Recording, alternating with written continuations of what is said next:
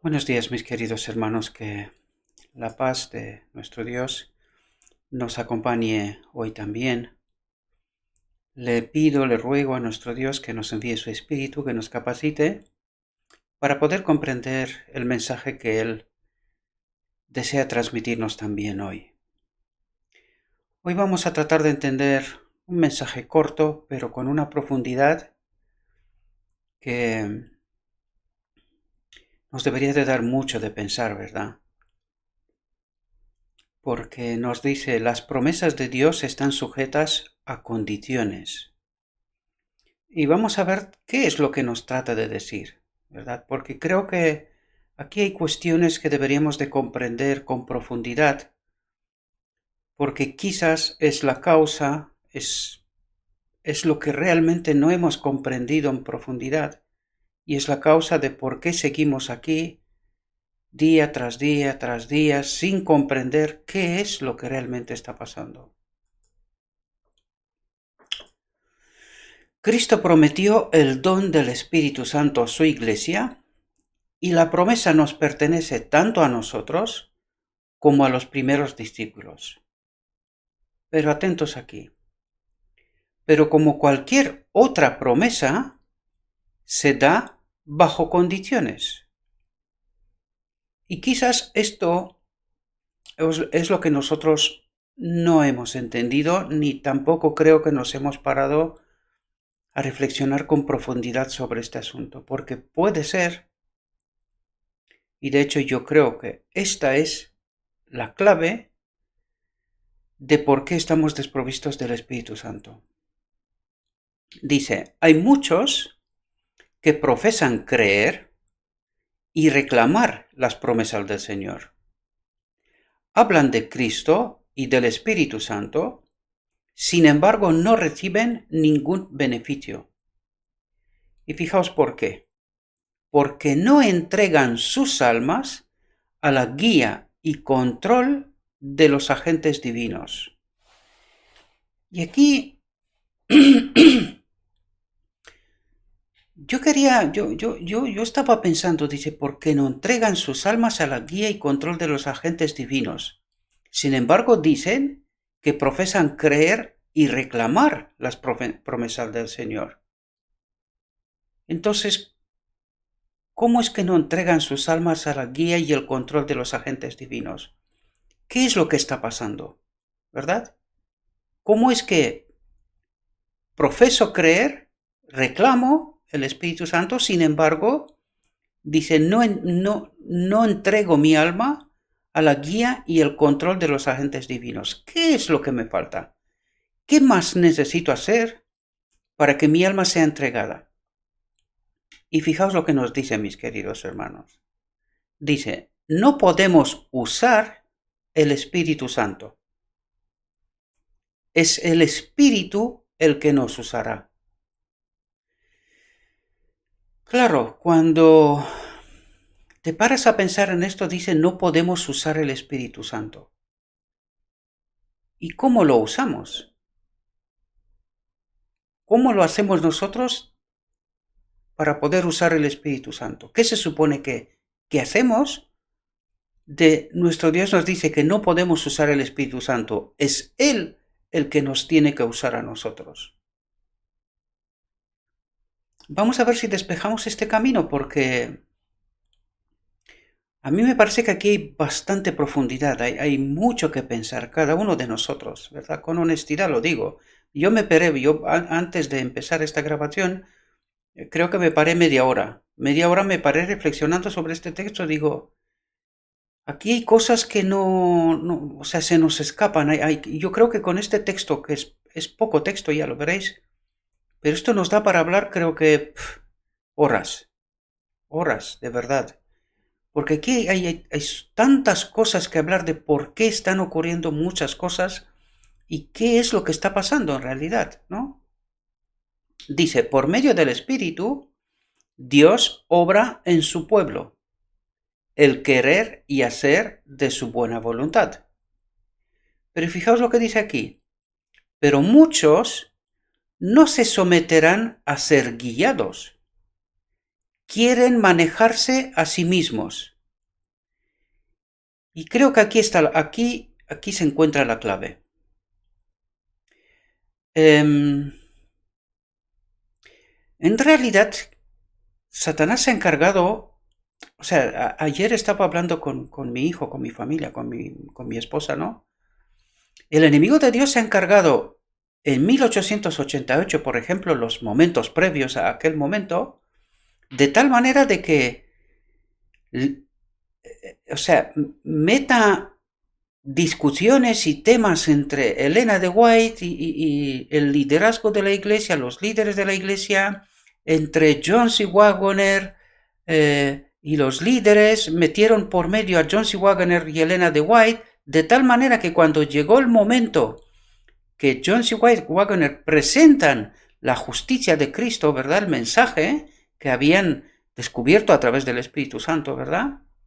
Y que era el mensaje que Dios quería enviarnos. Pues Satanás había hecho de tal manera el trabajo que se liaron entre ellos, empezaron unos a acusar a otros, Elena White a disculparse de decir que ella no sabía nada del mensaje. Hay que leer porque todo esto es, o sea, hay mucho que hablar, ¿verdad?, de aquel acontecimiento. Lo que sí queda claro es que el enemigo de Dios trabajó de tal manera que este mensaje no llegue. Pero es que después de aquel momento, menos todavía. Es decir, cuando Dios nos dice aquí, muchos no se someterán a ser guiados, quieren manejarse a sí mismos, esto pasó en 1888 y momentos previos con muchos de los que allí estaban, pero es que después todavía más, ¿verdad? Porque claro, Elena de White decía en todo momento, hemos rechazado al Señor, hemos rechazado al Espíritu Santo, hemos rechazado el mensaje. Y el liderazgo trataban de disculparse, ¿verdad? De algún momento, algunos se dieron cuenta, pero fueron muy pocos, de la realidad. La mayoría rechazaron, o sea, se quedaron en esta oscuridad, porque claro, si el Espíritu Santo se va, ¿qué es lo que queda? La oscuridad. ¿Quién maneja la situación en la oscuridad? Pues ya lo sabemos, ¿verdad? Claro, a partir de aquel momento, ellos quisieron manejarse a sí mismos. Y yo me pregunto por qué, o sea, ¿por qué traigo esto? Para que entendamos la desgracia de nuestra realidad, ¿verdad? Desde entonces, el liderazgo de la Iglesia ha tratado por todos los medios de lo que pasó en 1888 que queden en nada, ¿verdad? No, aquello fue una pequeña discusión y nada más. Y eso lo digo porque lo he escuchado yo y lo he escuchado de profesor de teología del Instituto Adventista, ¿verdad? No voy a decir de dónde, pero yo lo he escuchado. Entonces dicen, no, aquello fue una pequeña discusión o nada más. Este es el pensamiento generalizado. Os lo digo porque yo soy rumano, vivo en España, tengo amistades en Estados Unidos, por lo tanto, siempre digo que sé, o sea, sé lo que está pasando en varias partes del mundo. Más o menos entiendo el pensamiento de distintos sitios, ¿no? Y claro, el pensamiento que se han retroalimentado, porque aquí está claro que hay un espíritu detrás que está haciendo esta obra, ¿verdad? Para que aquella realidad no sea entendida, y si aquella realidad no se entiende, nosotros vamos a seguir en esta desgracia todo el rato. En la reflexión anterior nosotros hablábamos de que la cena, la boda del Cordero está preparada. ¿Qué es lo que le falta? La novia. ¿Desde cuándo? Desde 1888. Por lo tanto, llevamos ya casi 130 años dándole vueltas, ¿verdad? Pero es que la desgracia es que la novia ni siquiera hoy no sabe que la está esperando el novio, ¿verdad? Esa es la desgracia. No sabe que la boda está preparada y que es ella y es por culpa de la novia que la boda no tiene lugar. Claro, cuando dice aquí quieren manejarse a sí mismos, ahora tenemos que venir a nuestra realidad y pensar, ¿qué es lo que le pedimos nosotros a Dios? ¿Qué le pedimos? Que bendiga nuestros proyectos, que la iglesia aumente, que podamos predicar el evangelio, que nos dé prosperidad, que nos bendiga, ¿verdad? Lo digo tanto a nivel institucional como a nivel personal. Y aquí cada uno de nosotros podemos pensar, lo digo en términos generales, aunque sé que hay poca gente que sí ha entendido este mensaje. Y luego hay mucha otra gente que también lo ha entendido, pero no se atreven a predicarlo por distintas razones, ¿verdad? Y no voy a entrar en esto aquí, ¿verdad? Cada uno sabe exactamente cómo están las cosas. Otros no lo saben, porque han sido enseñados así y ni siquiera saben. O sea, desgraciadamente, las generaciones jóvenes que salen de los institutos privados y tal, no saben absolutamente casi nada de 1888. Nada. Y como no nos ponemos a estudiar y a entender este asunto, pues muy poca gente realmente entiende este asunto, ¿verdad? Y también el enemigo de Dios desde los años 50, 60 en adelante nos ha quitado el santuario, nos ha juntado en este ecumenismo maldito también. O sea, por lo tanto, hemos perdido entendimiento y casi la posibilidad de entender en algún momento la realidad.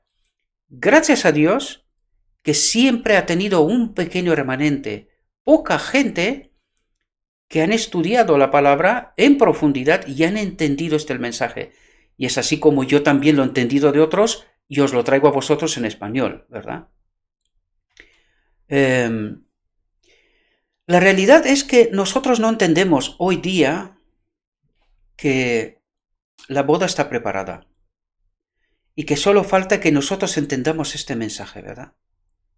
Y cuando vosotros escucharéis todos estos mensajes, porque probablemente mucha gente dirá, este tío está loco, ¿verdad? Y eso a mí no me preocupa, o sea, me pueden llamar lo que quieran, ¿verdad? Ya tengo una edad como para que he aguantado de todo, ¿verdad? Y además cuando uno pasa de vivir de su país natal y se va a un otro país, pues no siempre está bienvenido, ¿no?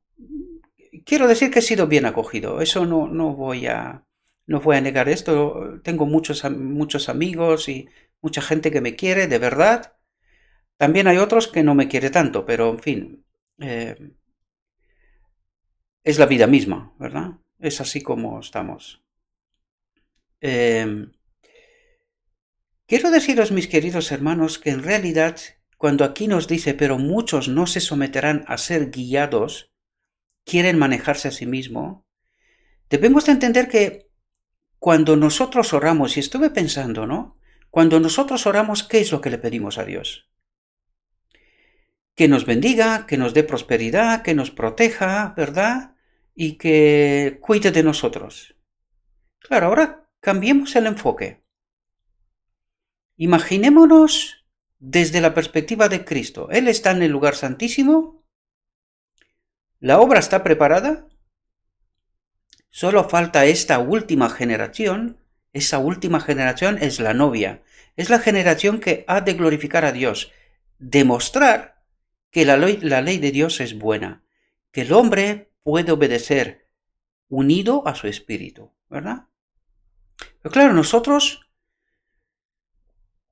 cuando le pedimos a Dios, en realidad le pedimos permanecer aquí. Y si nuestro Dios, Cristo, en el lugar santísimo nos dice, pero amigo mío, ¿no entiendes que yo te estoy esperando? ¿Qué es lo que me pides? Yo te digo, ven a la boda, y tú me dices, no, espérate un momento, bendíceme aquí donde estoy, porque ya vendrás, ¿verdad? O ya vendré yo, no sé, porque es que aquí hay una confusión tremenda. La iglesia espera que Cristo venga porque Él tiene una fecha programada para eso. Y Cristo nos dice, oye, que la fecha ha pasado. Es 1888. Entonces, desde entonces, yo tengo todo preparado. Te espero a ti. Por lo tanto, ¿os dais cuenta la desgracia de nuestro pueblo? Cristo nos está esperando en la boda y nosotros pedimos que nos bendiga aquí. Por eso decía en la reflexión anterior, no paramos de hacer proyectos, reglas y cosas humanas, ¿verdad? Estos días he estado hablando con un amigo mío, un amigo del alma, y que me decía, oye, mira, que es que de la conferencia general han hecho un proyecto para leer los testimonios diarios y tal.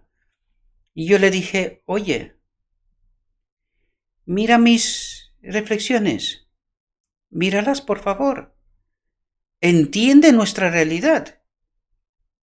¿Cuántos años tenemos haciendo proyectos? ¿Cuántos años? Pensémoslo.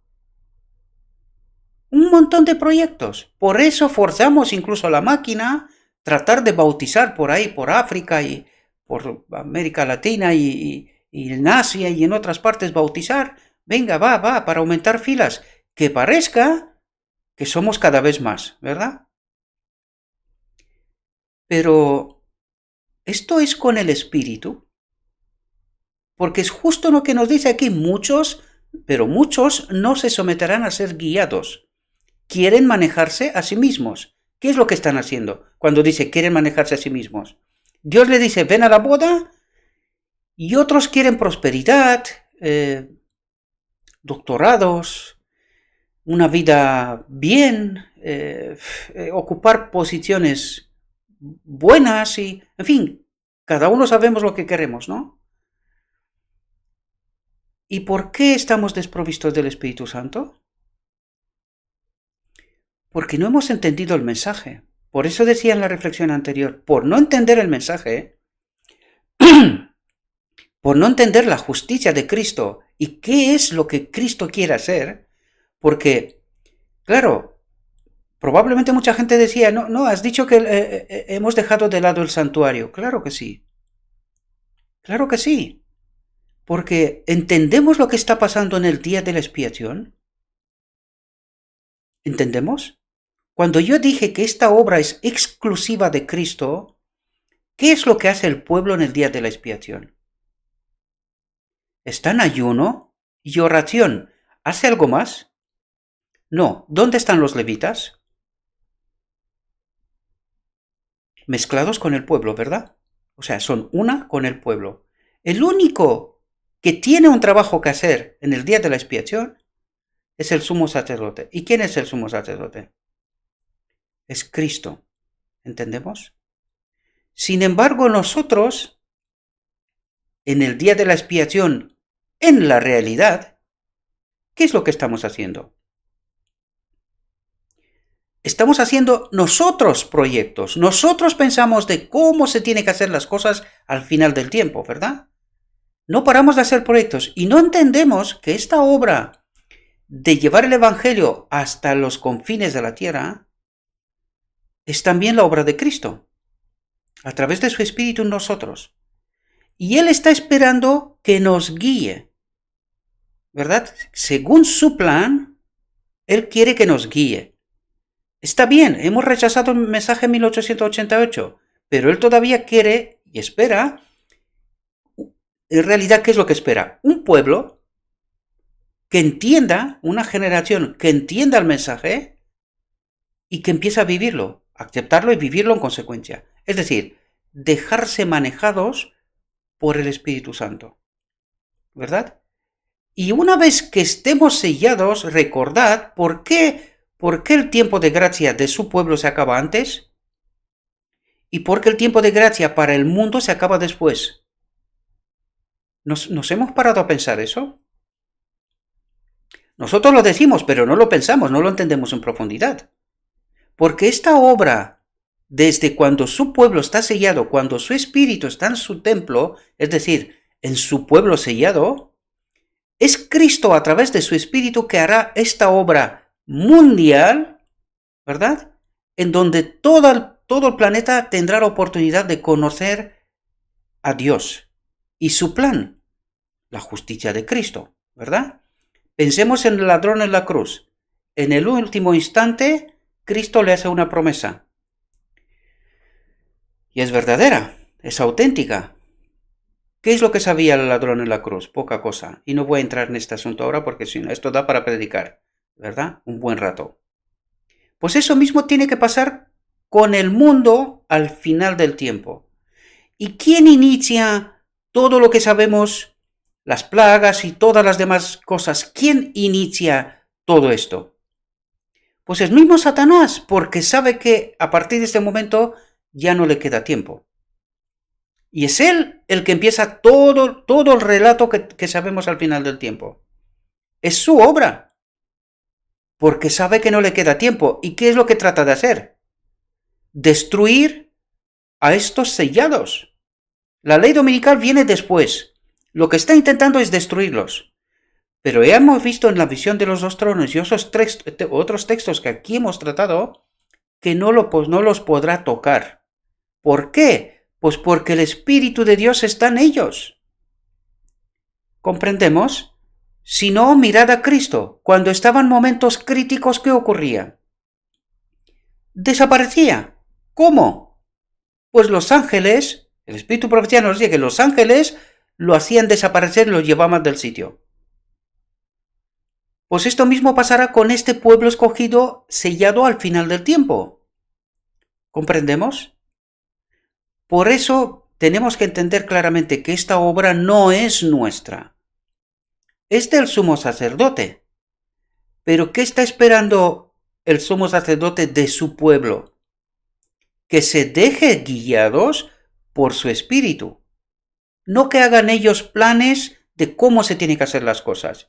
Y que tome el control de su pueblo y ponga reglas, mandamientos y tal. Lo hemos visto en reflexiones anteriores. No quiero revenir. Solamente quiero resaltarlo para que podamos entender, queridos, de qué estamos hablando. ¿Verdad? Que podamos entender de una vez de qué se trata. Por lo tanto, mis queridos hermanos, cuando aquí nos dice que no podemos usar el Espíritu Santo, el Espíritu nos usará a nosotros. Cuando nosotros pedimos bendiciones y tal, es cuando nosotros en realidad tratamos de utilizar el Espíritu Santo y no permitimos, y ahora lo vamos a ver, que Él nos controle, que nos guíe, que haga su obra a través de nosotros. Porque fijaos, dice, pero muchos no se someterán a ser guiados. Quieren manejarse a sí mismos. Por eso no reciben el don celestial. Fijaos lo que dice. Solo aquellos que esperan humildemente en Dios, que esperan su guía y gracia, se les da el Espíritu. Por lo tanto, ¿qué se supone que tenemos que hacer nosotros? Es entender la verdad, pedirle a Dios el Espíritu Santo y esperar humildemente que Él nos dé el Espíritu Santo y nos guíe, que nos guíe Él. ¿Entendemos? Sin embargo, nosotros hemos tomado el control y nosotros decidimos constantemente cómo se tienen que hacer las cosas. ¿Y cómo nos va? Porque cada vez que Dios envía mensajeros, ya lo vimos en la reflexión anterior, el Espíritu Santo escoge sus mensajeros, ¿qué es lo que hace la Iglesia? Les tapan la boca por rebeldes, por desgraciados. ¿Y a través de quién tiene que mandar Dios su mensaje? Ya sé que el liderazgo esperan que a través de ellos, pero se olvidan que ellos han sido los que han rechazado al Espíritu Santo. Por lo tanto, sin arrepentimiento no hay perdón, o no lo sabemos, ¿verdad? Entonces Dios escoge otras personas. Pero claro, a estas personas se les tapa constantemente la boca, se les excluye, se les tacha de, en fin, rebeldes y más cosas que se les dicen, ¿verdad? Y se procura que su mensaje no llegue, que no llegue de ninguna manera, ¿verdad? Porque son desviados y desvía al pueblo. Y la pregunta es, ¿cuál es el espíritu que está haciendo esta obra? ¿Es el Espíritu Santo? Pues si es el Espíritu Santo, ¿por qué nos va como nos va? ¿Entendéis, mis queridos hermanos? A mí se me pueden decir que soy malo, desgraciado, rebelde, todo lo que quieran. Todo lo que quieran. No me preocupa. Porque no me lo están diciendo a mí. ¿Verdad? La desgracia es que no conocemos el Evangelio lo suficientemente como para entender de qué se trata. Cada palabra hemos de dar cuenta de ella, de cada palabra. y de cada acción de nuestra vida. Y vamos a tener que justificar por qué. ¿Verdad? En fin. Y eso es lo que nos está pasando, mis queridos hermanos. ¿Verdad? Dios trata de traernos verdad y nosotros la hemos rechazado constantemente porque no hemos entendido qué es lo que está pasando en realidad. ¿Verdad? Esta bendición prometida, reclamada por fe, dice, trae todas las demás bendiciones en su tren. Y ahora vuelvo a preguntar, si nosotros estamos guiados por el Espíritu Santo, si todo lo que se nos propone es del Espíritu Santo, ¿dónde están todas las demás bendiciones en su tren?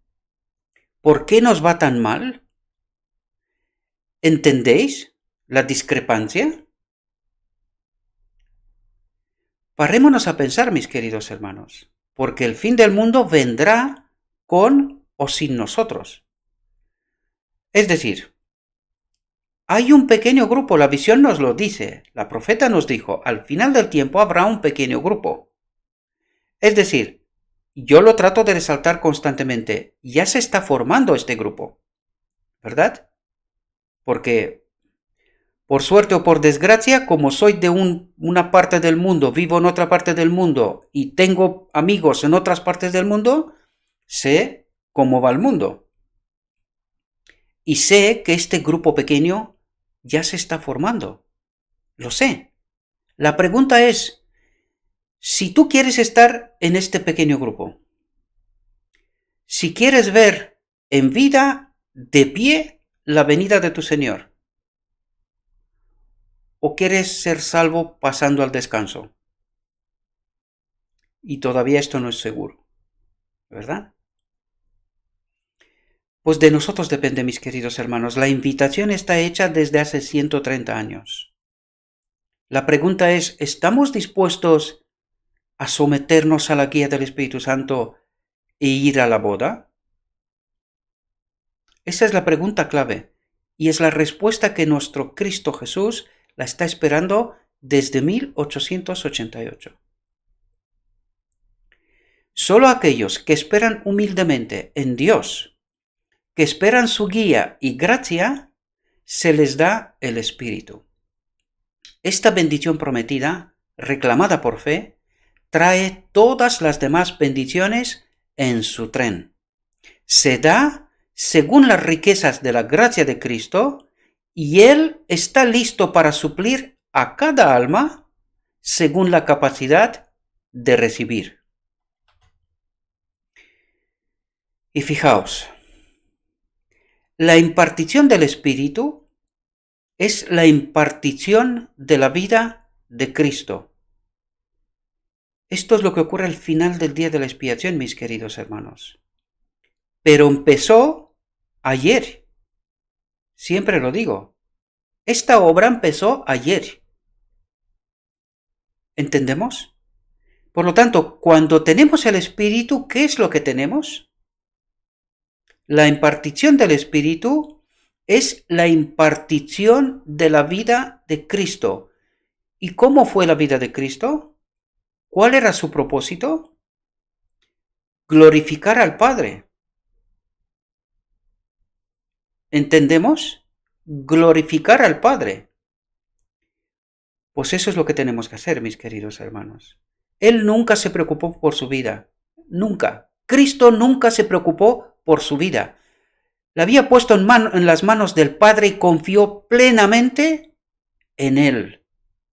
Eso es lo que tenemos que hacer nosotros. Por eso yo digo, no me preocupo yo por mi salvación, siempre y cuando hago la obra que hizo Cristo también.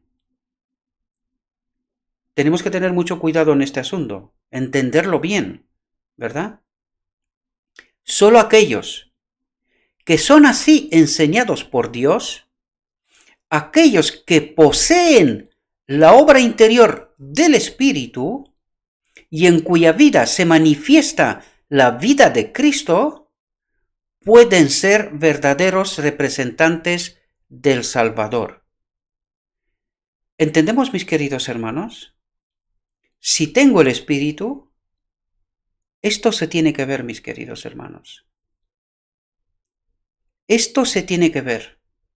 Eso es lo que ese texto nos está diciendo.